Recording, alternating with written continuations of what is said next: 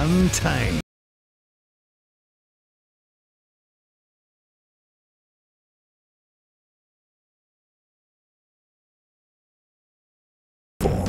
Welcome to the podcast, people. Martin Devlin, Lachlan War, iOS. It's Only Sport, the only independent daily sports radio show in New Zealand. We air live on the platform. You've got to download the app, the Platform NZ app, 1 till 4 to listen to us live.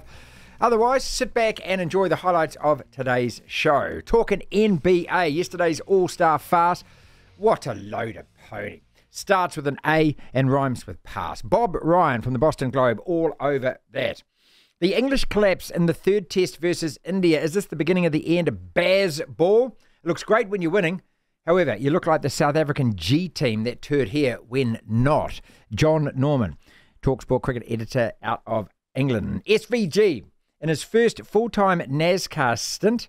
And we go to Daytona to find out how he is travelling. The ATM podcast, episode 71. What so much to talk about, including Lewis Clareburt and Erika Fairweather and their prospects in the pool at the Olympics. Also, topics to talk about. The football ferns qualifying for the Olympics after beating the Solomon Islands. 11-1. It sounds like a cricket score. It was. And Shane Rose cleared by review after wearing his mankini, so he can now concentrate on qualifying for the Olympics as opposed to getting in trouble for wearing that revealing kit. We begin the show, as always. Tablets in hand, I say, gather my flock. It is time for a sermon. You NBA players that played in that game yesterday, give yourselves a collective uppercut. Let's go to the mountaintop. We live in an amazing, amazing world, and it's wasted on the crappiest generation of just spoiled idiots. What a farce, an utter embarrassment. Yesterday's NBA All-Star game was a disgrace to the game and brought shame on every poser and pretender playing it. 211 to 186, 397 points scored. What a sham. A glorified dunkathon with players attempting three-quarter court shots and alley-ooping to themselves and behind-the-back bollocks, Harlem Globetrotter Showtime basketball. There was everything except competitive, which is what the game is meant to be, which is what the players sign up to and get paid for, which is what the NBA Commissioner Adam Silver begged the players before the so-called match to do, play competitive. So what did they do? Well, they stuck the big defensive hand fair in his face, unlike anything they did on actual court, and played a sham-fest joke that has now been roundly condemned by anyone and everyone who thinks they actually love the sport. And yes, I'm just another old guy howling at the moon. And no, I don't understand the new 2K generation that want to watch NBA basketball in 10-second posterizing memes. The same generation, different countries, different sport, that would rather watch cricket as a hit and giggle slugfest than the roller coaster and physical mental exertion of a 5-day test. The players will always try and shirk. They'll always try and do less for more money. That's human nature. Every sport. That's why our All Blacks don't play Super Rugby. It's not glamorous enough, doesn't pay enough, too hard, too intense, too physical. Every week, they'd rather rest and rotate and only play when it's deemed to be of the most importance. Achieving legendary status, leaving a legacy behind, winning the ultimate trophies, none of that is as important as earning millions of dollars and having an equal number of Instagram followers. It's the same mentality behind why some of Europe's best footballers have now quit their competitive leagues to go play in Saudi Arabia. It's easier to play an exhibition than it is to knuckle down and play serious competition. And it totally sucks. For an old-time sports fan who wants to watch the best players playing hard, it sucks. The All-Star game needs a bullet. It's over now. Kill it off. Kill it off once and for all. Because yesterday was a farce. It was embarrassing and an excuse for what you'd call anything competitive in terms of basketball. Devlin. What do you want? We want information. Information. You won't get it. The Platform. 5050 on the text, Lachlan. We have headlines. What are they? In sport. Big news. Yes, big rugby big news. And sad news, this is Very too. sad news. The Crusaders have been dealt a crushing blow a matter of days before their Super Rugby Pacific campaign kicks off against the Chiefs in Hamilton. Star outside back Will Jordan will undergo surgery on an existing shoulder injury and is set to be sidelined for 6 months. Pre-existing this injury is apparently. So it's not that vertigo/concussion sort of issue he had last year. It's totally different. All Blacks great Sir John Kirwan isn't a fan of Joe Schmidt being the new Wallabies coach. He was on the breakdown, I think, last night on Sky Sports, saying he was disappointed to see the appointment. Okay. Didn't like Is the it fact- Monday nights now? Have they changed it? Well, there's a story around the breakdown. I mean, I saw it when I was flicking through some channels last night on Sky Sport. I saw it there. And then there's a story out about stuff that John Kirwan said, so I guess it's Mondays. Sunday, Monday. Oh, yeah. Yep. We're desperate for rugby news, people. Excuse me. The New Zealand Open, the Golf Open, will proceed without the nation's premier golfer after Ryan Fox announced he'll skip the annual tournament, which is at Queenstown's Millbrook later this month. He wants to focus more on the PGA Tour. He's got a full season on the PGA Tour ahead. Now, this is not really a great story, but it's kind of nice, but it's also not at the same time. The football ferns have booked their spot at the Paris Olympics. That's good. Yeah. They'll be at the Paris Olympics. This is courtesy of a 11-1 victory over the Solomon Islands Now, it in the sounds like the South Oceania African opening qualifying batting in the tournament. second test, doesn't it? Eh? Yeah, I mean- what are the Yarpies? 11 for 1. Oh, that's not a great start, is it? Yeah, well, what do we get? 600? Yeah, okay, yeah, sure. Look, I mean, look, I know that we have to play the Oceania teams, and good on the football ferns, you've qualified in that, but, you know, take nothing from this. You're playing against a bunch of women who aren't even in amateur teams. No. You know? It is actually shoot and fly, fish in a bucket. Yeah. Yeah, we won. Okay. Yeah, great. Sure. Premier League this morning, there was one game between Everton and Crystal Palace, a 1-1 draw in the end. Amadou Onana scoring an equaliser for Everton, and it pulls them out of the drop zone. They're now 17th. They should be on 30 points. They should be in 11th or 12th, Everton. But they're not, which is a bit of a shame, obviously, because of that points deduction. Speaking of Crystal Palace, they have appointed former Eintracht Frankfurt boss Oliver Glasner as their new manager. The 49-year-old Austrian replacing Roy Hodgson, who stepped down due to an illness he had. Yeah, training last week, apparently. Yeah, he collapsed. So he was taken to I don't know, hospital he's last week. 76 or 77, Yeah, I think. geez, and he looks older, with all due respect. Well, he's been a football manager I for know. a long time. It does age you. Yeah. So that man, Oliver Glasner, the new manager. Manchester City boss Pep Guardiola has apologised to Calvin Phillips for saying that the midfielder was overweight on his return from the Qatar World Cup. Well, he wasn't wrong. You know, he's out of shape. Anyway, NBA news just quickly. A day after the NBA All-Star weekend wrapped up, the Brooklyn Nets have, this is a bit of a surprising move for any NBA fans out there. I was surprised. The Brooklyn Nets have fired their coach, Jacques Vaughn. The team has a 21-33 record, though the big thing about not the New Jersey Nets, that's a while ago. The Brooklyn Nets is since trading away their three big stars of Kevin Durant, Kyrie Irving and James Harden. They really haven't had much talent to work with, so it's a bit harsh to really sack a coach. But anyway, that's just my opinion. All right, Martin, that's what's making news. Devlin, Oh my goodness me! the platform. NASCAR. You've been to NASCAR? NASCAR, they call it Rolling Thunder. They call it Rolling Thunder for a reason. It is just so loud and so violent. Carnage and crashes today at the Daytona 500. Nate Ryan is our NBC Sports correspondent covering NASCAR and IndyCar. Talk a little bit about that. But as important for us Kiwi Motorsports fans, SVG, and this is his first run around the track in the Xfinity series and the truck side of the NASCAR. Here's Nate. Watching out of the corner of my eye here, the Daytona 500, mate. Cars, carnage, chaos, crashes all over the shop. I think you can describe the current state of the Daytona 500 accurately. It's mainly waiting around for about 3 hours to see who's going to be in the wreck, how many cars get eliminated, and who's left to win. And tonight it was William Byron of Hendrick Motorsports. After a 23-car crash that he actually helped start with 20 laps to go, he emerged unscathed and got the victory. Look, looking at the pictures, and the coverage is fantastic, isn't it? And especially the in-car cams. And then when you play it in real time, you don't have any time at all to react to any of that stuff. Yeah, and what's even more amazing about Martin is those drivers, you can sort of see it in those in-car cameras, and I agree with you. Like, they've installed these newer type high-def cams where you can see inside the drivers' visors. You can see their eyes, and, of course, this was a rain-delayed race, so a lot of it took place at night. So when you see their eyes just darting all over the place during these wrecks underneath the lights at Daytona International Speedway, it's really remarkable to watch those razor-sharp reactions and reflexes. But I don't know if it really shows like how confined those cockpits are, like their line of sight, their visibility. There was a driver, I think it was Joey Logano was talking about it this week, that he watches those replays, and what doesn't come through for him is how tight a space that is and how little he actually can see. I mean, when we're watching, it's like, oh, yeah, you can just make this move or that move. Yeah. I mean, at 200 miles an hour, it's really, really difficult, especially with the cars inches apart.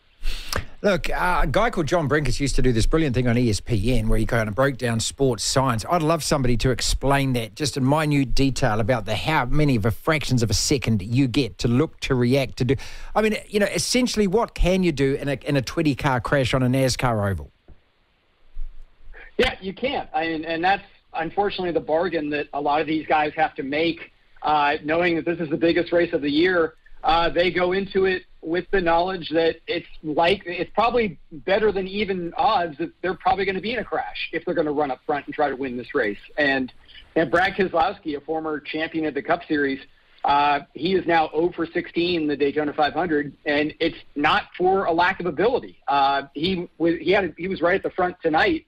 He was actually the guy who got turned that started that 23-car crash tonight. And it wasn't Keselowski's fault. It's the way you have to race at this track and in this race because of the way that the cars are all bunched up, because they restrict the airflow to the engine. So everybody's running about the same speed because they don't want the cars to go airborne, which they would do if their engines were running unrestricted. But it creates these really tight, huge packs that even if you make every right move, the way Brad Keselowski has done many times in the last 15 years, you can still wreck out. It's a tremendous feeling of frustration, but it's also quite enthralling. And like you said, the pictures quite amazing from a lot of the race tonight.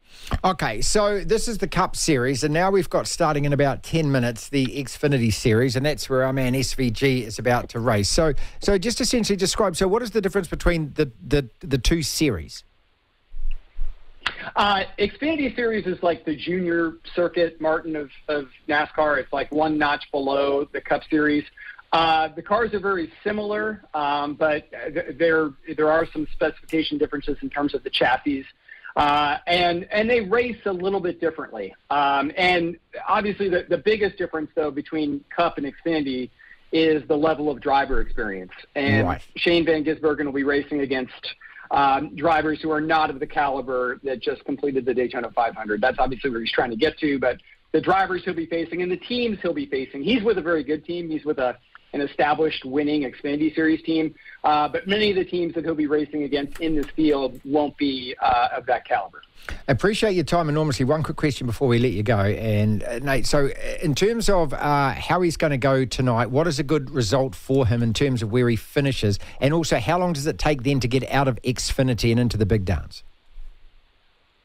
I would say anything in the top 10 or the top 15 would be a solid result for him, Martin. But I think the big result for SVG is just not crashing. Right. He ran another race as like a warm-up for this race, the ARCA race that was on Friday night, and unfortunately finished 50-plus laps down in 29th because he got caught in one of those wrecks like in the first 10 laps. And so I think just finishing the race is probably the goal for SVG and trying to get all those laps and experience under his belt. And then your other question was when will this race start? Or? No. So how long, how long if he performs really well at this before he gets to go to the big show? I got you. Well, if he has a really strong 2024 season, Martin, like if he wins races in Xfinity, if he shows he can make the playoffs and be a championship contender. Right. The team he's with in the Cup Series Trackhouse wants to expand. They've got a driver who's in a contract year who possibly could lose his ride. I mean, if SVG has a breakout year, I wouldn't put it past him advancing to 2025, but I would say probably more likely he spends a year or two in Xfinity and then maybe Cup in 2026. The top, I'm going to make it 7. Best things about Super Rugby. 7 reasons why I'm excited about. You're struggling with numbers. 2-minute drill, you're doing a top 5, but it's actually a top 7.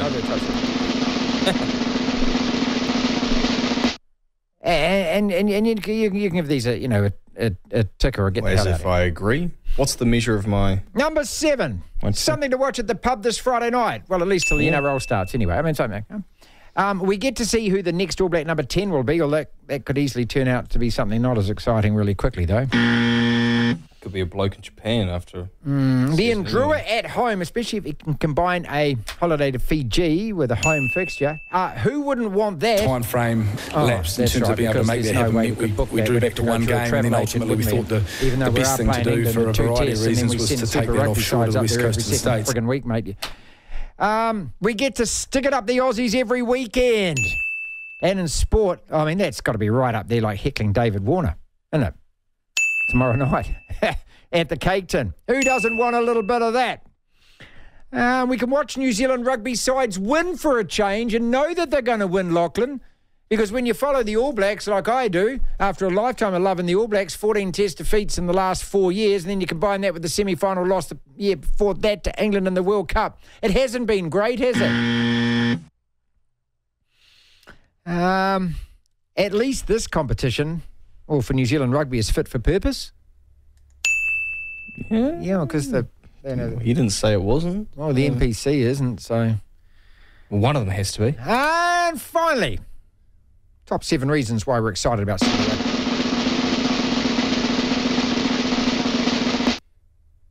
Because the Blues give everyone south of the Bombays another reason to hate Auckland. And the Crusaders give everyone outside Canterbury another reason to call your inbred twin head corn-fed and sleep in your mother's bed. The All-Star Farce.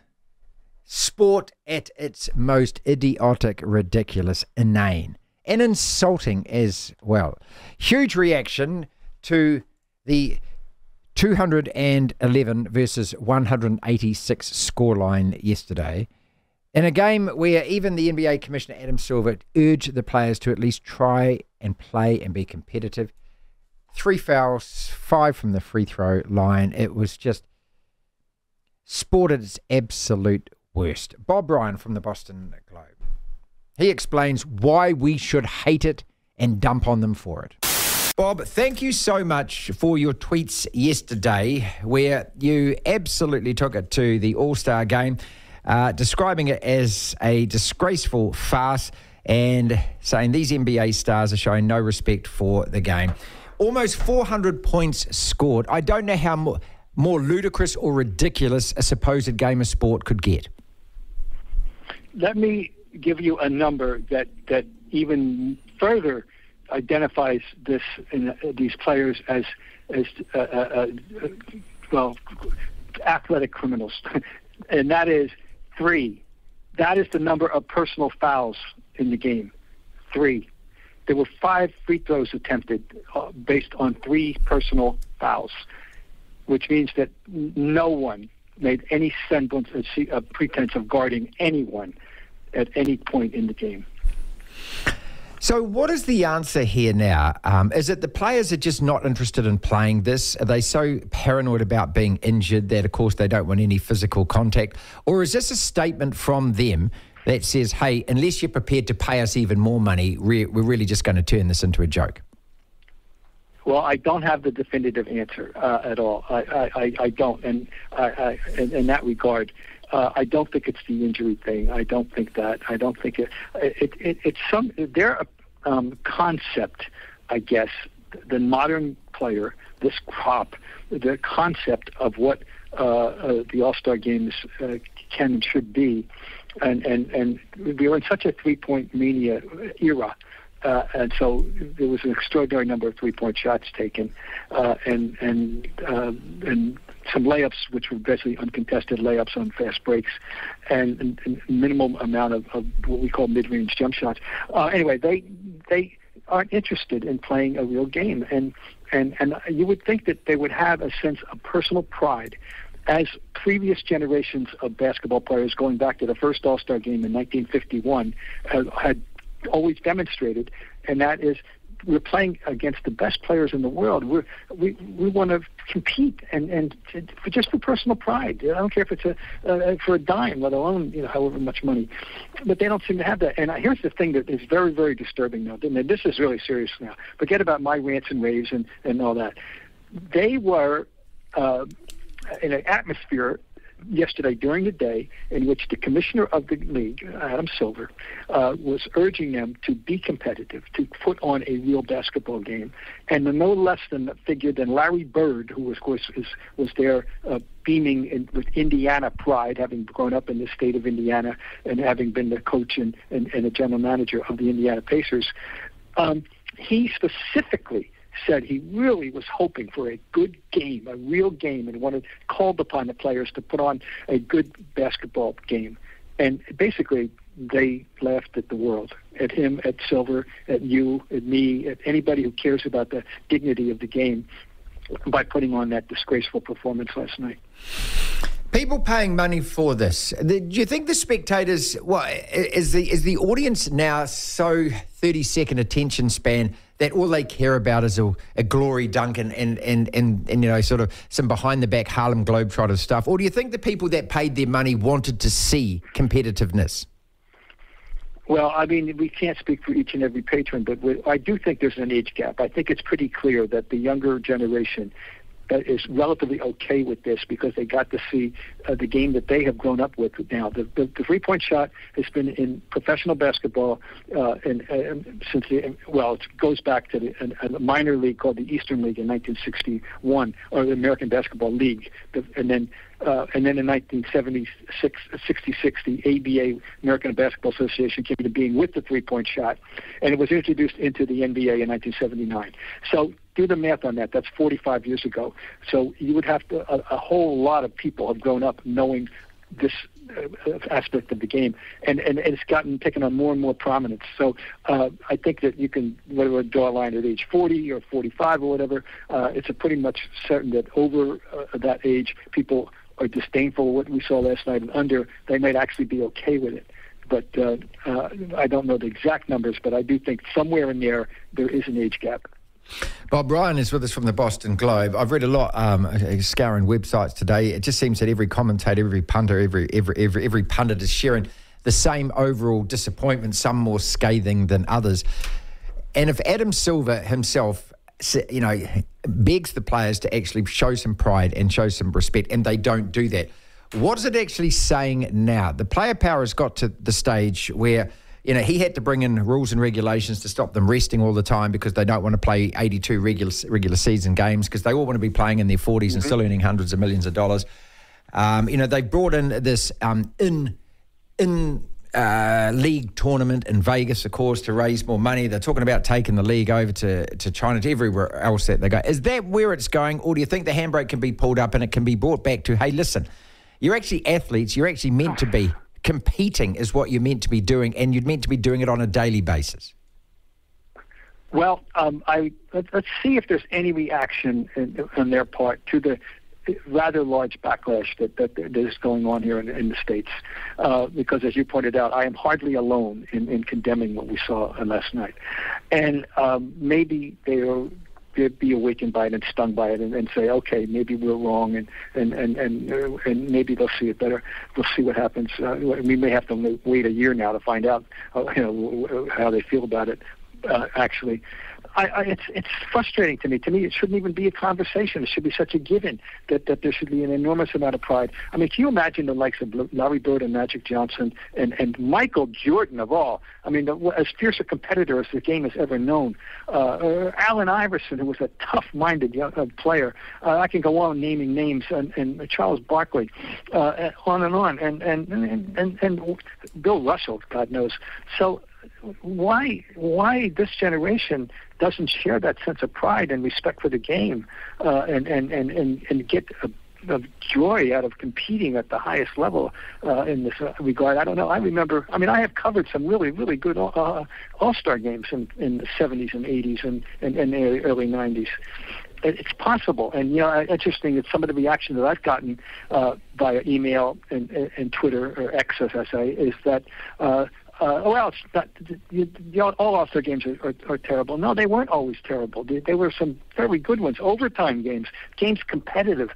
So, and you imagine what the skill level is enormous if they if they applied their defensive ability to the game and played a full basketball game. We would possibly have a sensational game. But they don't seem to care about producing that, and I do not understand why. To hear the full interview, download the platform at the App Store. Via Platform Plus, you can go back and listen to the whole show and all of the interviews in full. The Tight Five. 5 separate sporting topics, roughly a minute or so on each. As we discuss, we will be reminded when that minute is up, and when that happens, we move on quickly to the next topic. Will Jordan is out for the Super Rugby season.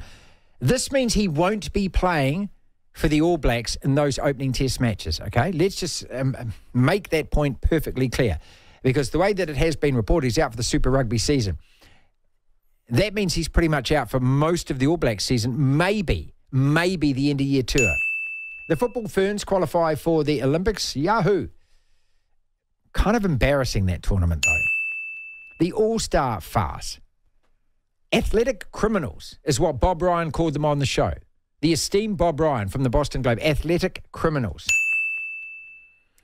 Has Bazball run its course? Would you like to see New Zealand play like that against Australia, for example, next week, Lachlan? Just tossing wickets away.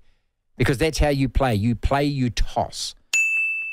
Shane Rose, and got a great text in from Brenda here, who says, we need to talk, and presume you mean this. We need to talk. About the mankini. We need to talk. Brenda saying that banning him for wearing a mankini, I'd pay money to see that. What, you'd pay money to see him banned, or you wouldn't be paying money to see him in the mankini, would you? Have you seen the photos of the guy? The guy's 50. Well, hold on. Think about it. Well, no, I don't want to think about it, Lachlan. No. I don't want to think. I don't want to talk about it. If it was a woman in a mankini, it's a different thing, mate. Exactly. The female form is there to be admired. But there's some women who like the male form for some reason. Who? God, you're weird, you women. You're totally and utterly weird. LeBron's retirement. Do we have to talk about that? No, I don't want to talk about that. I'm sick of you, LeBron, already, mate. I'm not really. I love you, LeBron, but I'm just please, can you just retire and go away, or are you going to have to drag it out like Kobe did for 9 years? Is that disrespectful? Kobe did not do it for 9 years. Mate, every game he went to, there's another jersey. Yeah, but he's better than LeBron. Let's start with Will Jordan, then out for the Super Rugby season. It's a shoulder injury. Apparently he's been carrying this for a while. Well, he looked pretty damn good at the World Cup. Didn't look as though it was plaguing him then. Well, hold on. Okay, can I say, I just hope, okay, for the man's sake, that this has got nothing to do with the post-concussion inner ear, vertigo, headaches, whatever it was. That was never really explained or defined to us, I didn't think, medically, like I wanted it to be last year with that. You know, rugby will always try its very best to avoid using the word concussion when it comes to their players being injured. I'm not suggesting for a second that Will Jordan is still suffering from that, but I'm saying I'm just hoping it is and rugby's not doing another cover-up job here, because it seems unusual that all of a sudden he's got a shoulder injury which we never knew anything about, right? It was never mentioned at all during the World Cup. It was never mentioned that he was holding it, carrying it, that it was affecting him. Since then, he hasn't played any rugby. I have the vaguest of memories that there was something mentioned about a separate injury, but it was never serious enough, but I could be wrong. All right, who plays 15 for the All Blacks then? Because it ain't him. Look, he may come back for the end-of-year tour, but you've got to remember this is a guy that's had no rugby at all. Then we've got England here. We've got Fiji over in San Diego. We've got the... Oh, God, what's it called these days? We've got the 2 tests against the Springboks. Yeah, the rugby. Okay. Oh, no, we've got the Argentina matches first, haven't we? He's not going to be drafted in for those, okay? He's going to have to play some rugby before that, and he's not going to play NPC because the All Blacks don't play NPC. So hopefully by the end of the year, he's back on that tour. So he will be part of that rugby championship squad if he's healthy. Are you kidding me? Well, what rugby's he played before? Well, look at the coaches for starters. Razor. Yeah, good point. And this is his pet rabbit. Okay. All right, well, let's hope so. Let's hope he's my pet rabbit too. I love He's Will Jordan. my pet rabbit. I want Will Jordan to be 15 for the All Blacks. I don't want him on the right wing. I think Argentina is more than enough. I don't want him on the right wing. Can we establish that? No, he's not. He's a fullback. 15. He's playing fullback when he's healthy. When he's healthy. But while he's not healthy, who's playing fullback? Perifetta. No. Yes. No. Yes. You don't like him. Why are you suggesting it? I don't want him at first five, mate. Since today. Because you can't name any others. Yeah. Who's the... No, not the Hurricanes. Not Josh Morby. Sean Stevenson? Damien McKenzie? One of those two. I prefer McKenzie at 15 than 10, but then we've got to find a 10. Yeah. Oh, okay. I thought you were going to say Stevenson. I prefer Stevenson purely on his height. Purely on that. Yeah, I don't mind him. I don't think you can have a little fullback. No, you can't. Which is why Perifetta can't be the fullback. Football ferns qualify for the Olympics. Look, great news for the football ferns, but this tournament is all about pumping up a seriously bad set of stats. Remember last year, how many goals did they score? 5? 5, that's right. 5 in about 15 matches, okay? Yitka's record as coach is just abysmal. It really is. So we go to the Olympic qualifying tournament, the OFC qualifying tournament, and we play all the Pacific Island countries, and it's embarrassing. I don't know if you've seen any footage of any of these guys. It's actually embarrassing. And no disrespect to the women who are playing for those countries, but they wouldn't even be playing third division club football in Auckland. No, they wouldn't. They wouldn't. And most of them, it looks as though the kit they're wearing isn't even theirs. It does, you know, I'm saying that we're playing a bunch of less than amateurs. So if we're not dicking them, or whatever the female equivalent is, by 11 goals, you know what I mean. Has baseball run its course, mate? And would you like to see us playing batty bat against the Aussies next week? Or would you rather see that we actually knuckled down and tried to win a test match? Well, hold up. England have won test matches. And they've thrown them away. They've thrown a few away. They've won more than they've thrown. Sure, but they've crucially thrown away test matches, like the Ashes one at Lord's, inexcusable. This one against India the other day, inexcusable. Is that what you get with batty bat, is it? Hold up. So when we're talking about baseball or batty bat, it's this just high-octane, intense push for runs early in your innings, right? It's all-star basketball, mate. It's just throw the bat at everything. So, that being said, can we blame baseball for England's supposedly poor bowling performance or fielding performance that led to India getting 400 or something runs in their second innings? What about that? Yep. Is that baseball's fault? Absolutely. How's that baseball's fault? Because it's baseball. Yeah, no, because you just don't like baseball. I don't like baseball. But I'd agree with I mean, if you're going to... look, they were chasing 557 against India in India. They were 2-2-4 for 2, chasing a first innings total of 420 or 30 or something like that. They were poised and primed. And they threw their wickets away. What did India get in their first innings? 420 or 30 or something like that. Well, okay, you're not poised for... you're still 200 runs off. Mate, they lost 6 wickets for 30 runs, and then they got bowled out for 100 in their second innings. I agree with you. Okay, so baseball versus Australia. I don't like... No, I don't like the style at all. I think it's dumb, it's erratic, it's not measured at all, and it's really, it's predictable. It's like... Look, I'm not the smartest cricket person out there at all, but I would think that if you've got this intense style and that's your focus, do you have much room for manoeuvre to employ some other style? That's what my criticism of it is. Okay? And so when you're doing it and you go, oh, boss, Bears, it's not working. Can we just rein in the ball bit for just a couple of innings? This is how we play. We're going to lose. I don't care. The All-Star fast, and Bob Ryan calling them athletic criminals. You love your NBA basketball. It's a great phrase, isn't it? You love NBA basketball. Even you must have been embarrassed at that. I don't watch it. Why don't you watch it? Because it's a farce, isn't it? It's a joke. When I got home and I did a little bit of work in my room, I put it on and I just, after 5 minutes, I was like, no, not interested. Why not? Because it is a bunch of blokes. Part of why I love sport in general is the intense, physical, and I guess mental competition between athletes in good shape, excelling, as human beings and putting their bodies to the limit in some sort of incredible way that doing athletic things I can't do. So when I'm watching the NBA, I like to see all these wonderful plays that they do and these different offensive styles and defensive plays and structures and whatnot, and players doing wonderful dunks and the intensity of it in NBA games. That is non-existent in all-star games because guys aren't pushing hard. No. Guys aren't defending. No. Guys aren't setting screens, so there's no players on offense. It's all isolation basketball. They are jogging up the court, and the guys defending those guys are not doing anything to stop How many fouls were called? 3. 3? Yeah. In a whole game of basketball. Yeah. Adam Silver, the NBA commissioner, appealing to those players. Larry Bird.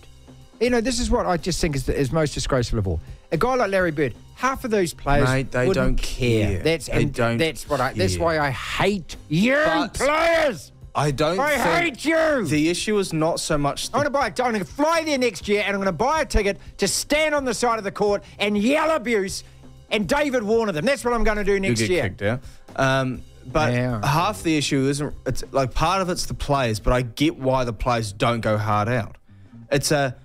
It doesn't matter. The game doesn't matter at all in terms of the NBA season or the championship. All they care about is the playoffs and being in good shape for that and primed for that, while they put their bodies on the line for a meaningless game. I'm going to talk to Watto in a second about our chances in the pool with Lewis and Erika. We're allowed to call them by their first names, aren't we? Finish on Shane Rose has been cleared by review after wearing his mankini in a show jumping event at Sydney on the weekend and can now focus on qualification for the horsey at the Olympics.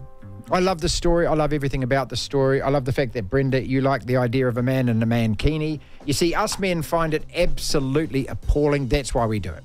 We do it because, and it's when it's a 50-year-old man and a 50-year-old hairy man and a 50-year-old fat hairy man. Yeah, with freckles and there's cuts only and one rule of boils and qualification scars. for a man to wear a mankini. And what is that, Lachlan? I don't know, the beach? No, you got to be packing lunch, mate. I don't know what you're talking about. There's only one Well, rule so of- I don't sit around and you have one conversations rule of about qualification, mankinis with my ladies and friends. gentlemen. Devlin. You better believe it. The platform. Kane Williamson, King Kane. 32 test centuries. The best of the big four at the moment. That is Root, that is Kohli, that's Smith, that's Kane. Hitting test runs like doing it for fun.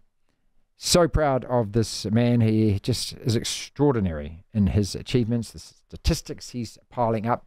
Can he do it against Australia, though? And will that actually define what he has recently achieved or even define his test career? Jon Norman, talkSPORT cricket editor out of London, with his thoughts on it.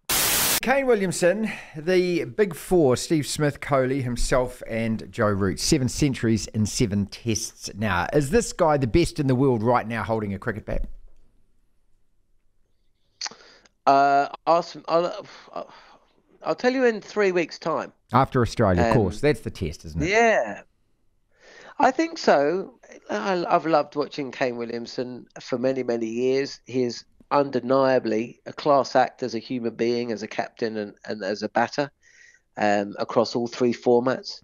He's come so close to winning a World Cup. He has, of course, won the World Test Championship. He's won a lot of games of cricket and he's won a lot of hearts.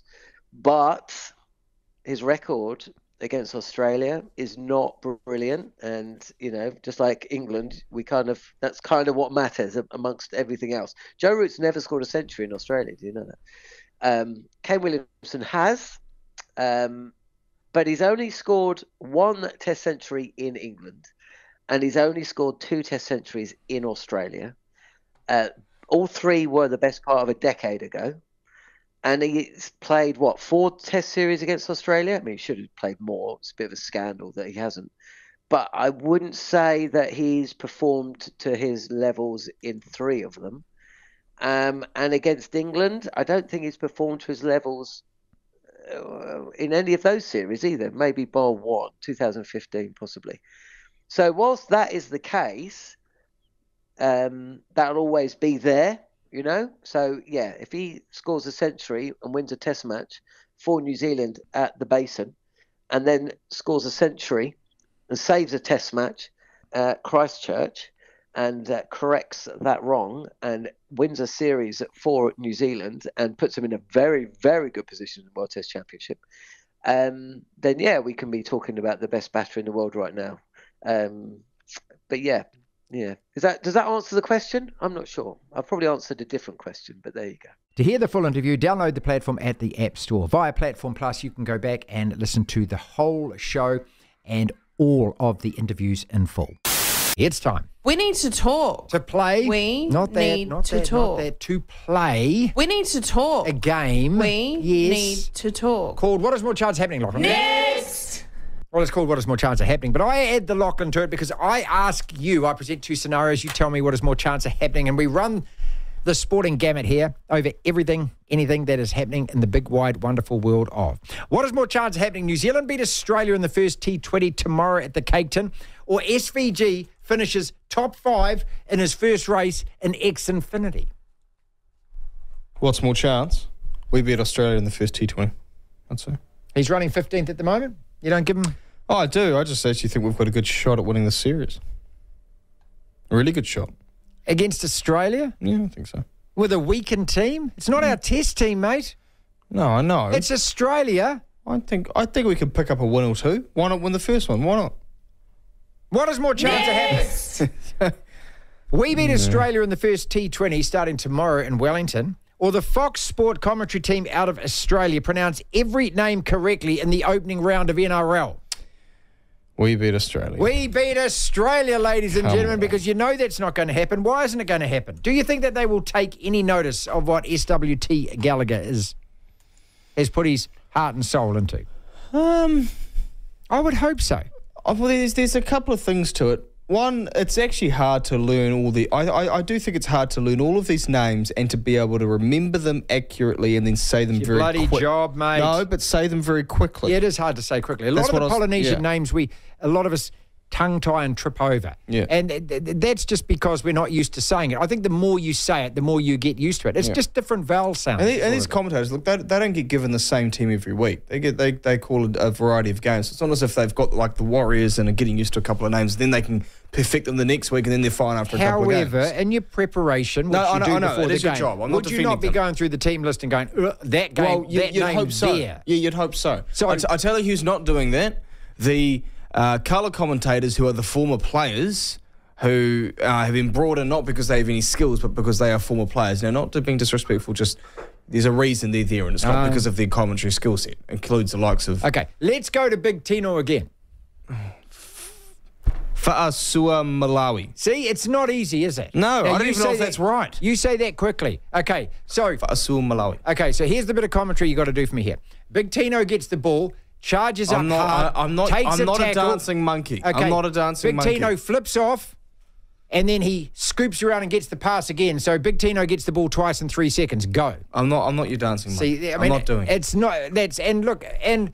We all feel a little bit like this because we don't want to do it. You do it then. No, mate, that's one name. And as soon as I get nervous and start hyperventilating over Next! it. But I think it's important. What is more important, though, is this game we're playing right now. What is more chance of happening? New Zealand beat Australia in the first T20, or Erika Fairweather and Lewis Clareburt both medal at the Olympics. Both medal. Okay, they got a both medal. At the Olympics? They'll have a number of different events. I would say there's more chance that the Black Caps win the first T20. Who's got more chance of medaling out of the two of them, do you think?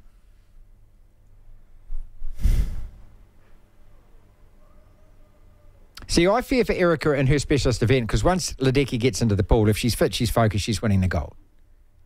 Yeah, I was going to say... Swimming, you can't make up 2 or 3 seconds, mate. And and there's more of the top women who aren't competing than the top men, I think. Yep.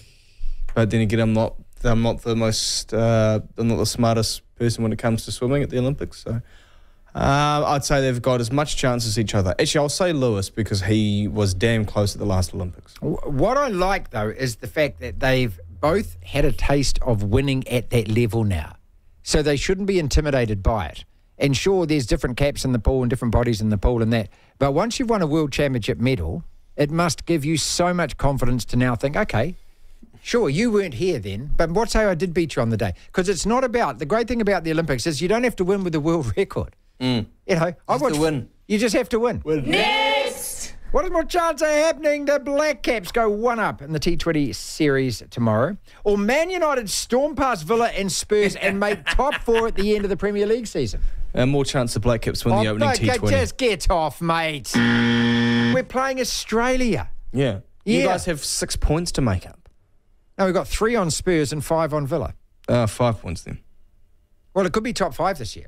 But I said top 4. But, okay, Champions League spot, which could be top 5. Could be top 5. 13 games to go, 39 points on the table. The one thing in our favour is that all 3 of us racing for this, we're not racing for the title, but the 3 teams that are involved in this particular race, and it could actually extend because all of us could trip over, we are all going to trip over. Tottenham and Villa are not winning out from here. Of course not. I think both Tottenham and Villa have to play Liverpool, Arsenal and City. There you go. So, and with 13 games to go, I think out of the 3 teams that if you win 8 or 9 of those games, that's probably going to be enough. I'm not talking about challenging for the title because if out of the 13 games, it's a 3-horse race. You guys are going to have to win 11 or 12 of those. We've got an easier run home than Arsenal and City though. Well, I think we do. I love that. There's nothing better than a Liverpool fan full of confidence who thinks they've got an easy run home. No, the easy game Bournemouth last year. You dicked us 7-0. What was that easy game you played after that? How many games we lost this year? Oh, I don't care, mate. I'm talking about last year. I live in the past, Lachlan. You beat us 7-0. That makes sense. Next! What is more chance of happening? You guys are right on for the Champions League then if you're living in last year. In front of what could be a record crowd, certainly since 2015 in Wellington tomorrow for the cricket. New Zealand, I'm going to call it an upset against Australia because they are the defending T20. No, they're not. England are the defending T20 world champions, aren't they? But Australia beat us in the 2021 final.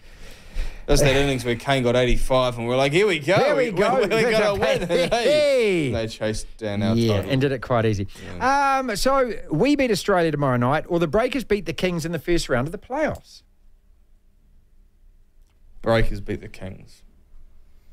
It's a week and a bit away. If you've dislocated your shoulder, can you come back in a week and a half? No, you can't, mate. No. He's out for the season. Yeah, with Dale White. Yeah. I think with him and Lamb fit, I would agree with you. Without those two guys... Well, what's got more... Well, you got to think of, both the Black Caps and the Breakers are underdogs. Who is a bigger underdog? I think the Black Caps for their first game. Well, it was only a couple of questions ago you were saying that you think we're favourites for this game. Next! No, I didn't say we're favourites. I said we've got a good chance at winning a couple of these. But did I say favourites? What is more chance of happening, that we do beat Australia then, or that David Warner doesn't cop it from the crowd? More chance that we... we beat Australia. Look, if you were going there tomorrow night, what are you going to do if he's close to you on the boundary? I'm wearing an outfit made out of sandpaper for starters. Look, I'm not into the abuse thing because most of it is just... It's rank. I tell you what. It's just full of grog and it's rank. I'm going to have a face mask on and the face is... Sonny Bill. See, that's what I think that's funny. Yeah. I still think that's funny. And out of all those South African fans that did that and during that test series, hundreds of them went along with Sonny Bill mask. If you don't know the story, Sonny Bill used to date David Warner's wife for an hour at a pub one night in the bathroom in Sydney. Next! What is more chance of happening? Davey Dum-Dum's Aussies get up and beat us in the first one day. I thought he retired. What's he doing here? Or the All-Star NBA game still exists this time next year. What is more chance? The NBA All-Star game still exists this time next year. Well, what are they going to do with it, though? It was called athletic criminals, what those players were described by Bob Ryan today on the show. Until Adam Silver says something like that, it's probably just going to stay the way it is. It's been rubbish for years, and they've made little adjustments to it, and it's not really improved it at all. I wonder how much it costs to get a ticket to that. Quite a lot. To go to the... Because you'd have to buy the All-Star weekend, wouldn't you? You couldn't just isolate... No, you could do probably single days, I'd think. I remember a couple of years ago... The only way to stop this, people, is to boycott this completely. For the television ratings to go through the floor and for nobody to buy it and turn up. Jeez. Was that a burp? I think it was. But that's the only way to get through to these players. That no one cares about your half-court silly turn-around dunk box. They've got to put something writing on it. The NBA, they've got to make it more, vital or important for the players to actually care about. I think that the easiest thing to do is do what they do in MLB and make it that whoever wins out of those conferences gets home court advantage in the NBA Finals. Put that on it. Now, let's say that it is 2016. Golden State Warriors are 73-9. The Cavs, who made the finals, were 53-29, I think. That was their record that year. No, 57-25. Eastern Conference wins. A 16-game difference. Eastern Conference wins. I'm talking about trying to make this game meaningful. And because a couple of players on the West didn't care as much as the Warriors players in the All-Star game and lost to the East, that means that the Warriors don't get home court advantage. Who plays the All-Star game? Only the best players, right? Yeah. So those players, more than likely... There's 15 players on a team, mate. But there's going to be a number of those players... 2 or 3. Who probably 3 at the most. Yeah, but those guys are going to be competing for a chip. So that means that they've got something riding on it. The only other thing to put on it is money. They don't need money, these guys. You're not going to give them an amount of money that they care about because they earn so much goddamn money anyway. You know what you do? So what else do you do? You get rid of it. Well, just get rid of it. Dump it all together. Just dump it all together. Dump it and maybe move the in-season tournament to that point of the year. What is more chance happening? New Zealand beat Australia in the first T20 tomorrow, or LeBron refuses to have a farewell tour a la Kobe did every single game of the NBA season where Just stop it, LeBron. Please don't. You know he's going to, though, eh? In actual fact, I think he's going to double down on Kobe. I think he's going to do 2 years, Lachlan. He's going to have a farewell tour next year. Then he's going to have another one when his son starts playing in the league and do it all again. One last time. Well, I think his son's eligible to be drafted after this year. So who are you selling to make room for him, you Lakers fans? Because you know he's coming, don't you? Well, no, he's not. No, he's not. No, I follow the Lakers and I follow their reporters and their beat reporters and whatnot. The rumblings out of the organisation of the Lakers are in no way going to be mortgaging their future. Not mortgaging the future. The opposite, though. Selling their current roster essentially to get draft picks so they can draft. Because we have no draft capital for the next 4 or 5 years. When you say the Lakers, I'm sorry. So who is in the upper echelons of the office who has more power than LeBron again? So who was that? Shut up. Shut up. There's a bloke called Rob Pelinka, and there is the owner whose name is Jeannie Buss. Look, here's the thing. If the Lakers ownership and their general management say they're going to do something, I would like to think that one player who is a speck on the history of NBA history, who is not the be-all and end-all of the league, that guy can't then influence the organisation. You should be with your head so firmly up his backside, mate. I can't stand it. I never wanted him to sign with us. At the time, I wanted Paul George and us to trade for Anthony Davis the next year. What is more chance of happening? Black Caps do it tomorrow night in Wellington? Or the Warriors finish top 4 again? And don't take your stupid Brisbane hat off and think sensibly. No, I am thinking sensibly.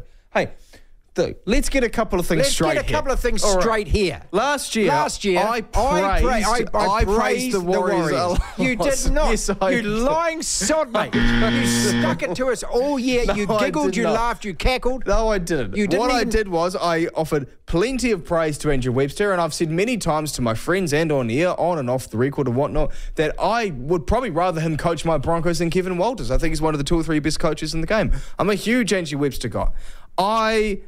Look, the NRL is a competition that every year there's about 2 to 3, it could even be more than that, as I said this yesterday, I don't know the exact numbers, but there are at least 2 or 3 teams, new teams in the finals, right? There's never been back-to-back years off the top of my head, at least in the last 10 to 15 years, there has not been back-to-back years where you've had the exact same top 4, maybe even in a different order, but the exact same one. It hasn't happened. So all I'm saying is that, sure, the Warriors have a brilliant chance of making the top 4 based on last year, and they haven't lost much talent, and I don't think there's anyone else in the comp who finished below them that have improved so mightily that they deserve to be ahead of the Warriors. What is more chance of happening? But it's a hard competition to predict. What is more chance of happening? There's more chance that the Black Caps win the first T20. 2 minutes. Drill. ATM, the Apologise to Me podcast, episode 71 today. Mark Watson, as always, on the program, international broadcaster of much acclaim, covered so many Olympic Games, and our expert on especially the Olympic sports that we only get to see every few years, one of those being swimming. Well, the World Championships in Doha, 2 New Zealanders. Top of the dais. Lewis Clareburt and Erika Fairweather. How are they going to fare, though, when it comes to Paris at the Olympics in July? Mark Watson. Apologise to me! Kicking it off with Clareburt, who moved to Auckland, of course, because he couldn't find a lane to swim in and then pulled down in Wellington. He wins a World Championship medal, a gold, to go along with Erika Fairweather, who's collected a couple at these World Champs. And I love what he said yesterday, mate, where he said, look, history remembers not who wasn't in the race, history remembers who was in the race. So we know that some of the best swimmers in the world weren't at these particular World Champs. And a couple of things. I find it a little weird that in Olympic year, which is the World Champs, you have a World Champs, but I suppose that all the swimmers want some competition and just to see where they're at. But can Clareburt and Fairweather repeat these performances at the Olympics, or even just get on the podium? Yeah, interesting one. Look, I agree with Lewis, and I think I said it last week when it came to Erika. Look, Erika Fairweather had the 3 big names missing, as we discussed last week: Summer McIntosh, Ariana Titmus, and the great Katie Ledecky. I think at the Olympic Games, her best chance is probably an outside bronze medal. I think she could potentially do what Paul Kingsman did back in 1988. Anthony Moss has done. I can't see her changing the mood of a nation and, at the highest level and winning gold or even silver. Lewis Clareburt, I agree with his quote completely. No one remembers who wasn't there. not dissimilar to when Kane Williamson in 10 years now, the 300s that he scored in 2 tests against South Africa. No one's going to remember the standard of the South African team. Lewis Clareburt has a big race temperament, which is sometimes half the battle for a lot of athletes, actually being able to deal with the occasion. 2018, won a bronze at the Commonwealth Games in Australia. What was a really disappointing Commonwealth Games for New Zealand swimming. No one really knew him, but he found a way to get a bronze in a very good field. And then we've seen him pick up bronze at World Championships, made the Olympic Games final in Tokyo, probably didn't quite have his best day, and now World Championships. So look, I think Lewis is definitely probably more of a medal favourite prospect than perhaps Erika Fairweather.